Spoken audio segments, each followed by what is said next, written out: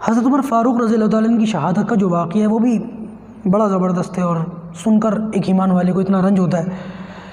جیسے کہ میں نے پہلے بتایا کہ ایک محرم الحرام سال کی شروعات بھی، اور ایک محرم الحرام آپ کی شہادت کا بھی دن ہے۔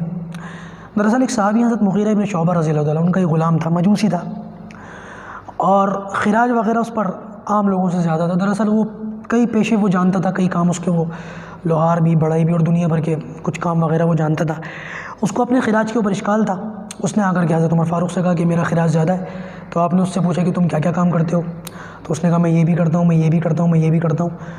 تو حضرت عمر فاروق رضی اللہ تعالیٰ نے فرمایا کہ جب تمہارے پیشے زیادہ ہیں تمہاری آمدنی زیادہ ہے، اور جب تمہاری آمدنی زیادہ ہے تو تمہارے اوپر خراج بھی زیادہ ہے، تو تمہارے کام کو دیکھتے ہوئے خراج زیادہ نہیں ہے، جتنا خراج ہونا چاہیے اتنا ہی ہے یا اس سے کم ہے۔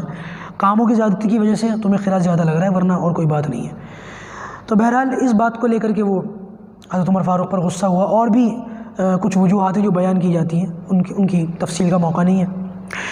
تو غالباً 27 ذی الحجہ یا 26 ذی الحجہ آپ فجر کی نماز پڑھانے کے لیے مسجد نبوی کے اندر تشریف لائے۔ اللہ کے رسول صلی اللہ علیہ وسلم کی محراب سے 2 صف آگے مسجد کی توسیع ہو چکی تھی، آپ وہاں کھڑے ہوئے تھے۔ آپ نے جیسی اقامت ہوئی اور صفوں کو درست فرمایا اور نیت باندھ کر آپ کھڑے ہوئے، آپ نے نماز شروع فرمائی، تو یہ شخص جو مسجد کے کسی کونے میں چھپ کر بیٹھا ہوا تھا فوراً اٹھ کر آیا، اور اس نے آپ کے شکم مبارک کے اوپر، پیٹ کے اوپر 3-4 وار کیے، اور اسی زخم کے صدمے سے آپ گرے۔ اور روایت کے اندر آتا ہے کہ یہ جو مجوسی تھا، یہ کیونکہ صحابہ کرام مل کر کے کھڑے ہوئے تھے، صف ایسے بنائی ہوئی تھی، ہمارے یہاں تو آج کل صفیں ایسی نہیں بنائی جاتی، اللہ ہماری حفاظت فرمائے۔ صفوں کو کس قدر ہم دیکھتے ہیں کہ بیچ میں اتنا گیپ ہوتا ہے کہ کبھی کبھی 1-1 2-2 آدمی بھی کھڑے ہو جائیں۔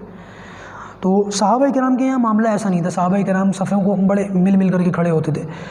تو جب اس شخص نے حضرت عمر فاروق پر حملہ کر دیا، اور وہ بالکل اچھی طریقے سے 3-4 بار اس نے کر دیے، اور جو اس نے بھاگنے کی سوچی، تو صحابہ کرام نماز میں تھے، صف میں بنا کر کے کھڑے ہوئے تھے۔ تو علماء نے لکھا ہے کہ بھاگنے کے چکر میں اس نے وہی خنجر چلایا صحابہ کے اوپر، اور 10-12 کو اور زخمی کیا، بعض علماء کے نزدیک 9 اس میں سے جو ہے شہید بھی ہو گئے اسی موقع پر۔ تو ایک صحابی نے اس کو پکڑ لیا، جب اس نے دیکھا کہ میں پکڑا گیا ہوں، تو اس نے اپنا وہ خنجر اپنے گلے کے اوپر چلا دیا، اور یعنی کہ خودکشی کر لی، اس نے وہیں مر گیا۔ پھر اس کے بعد کہتے ہیں کہ صحابہ کرام نے نماز پوری کی، کسی اور نے، غالباً عبد الرحمن ابن عوف نے نماز پڑھائی ہے، اور بھی کچھ روایتیں ہیں۔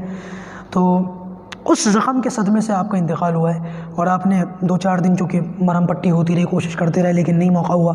آپ نے شورا کمیٹی بنائی تھی کہ میرے بعد ان لوگوں کے مشورے سے اگلا خلیفہ طے کر لینا۔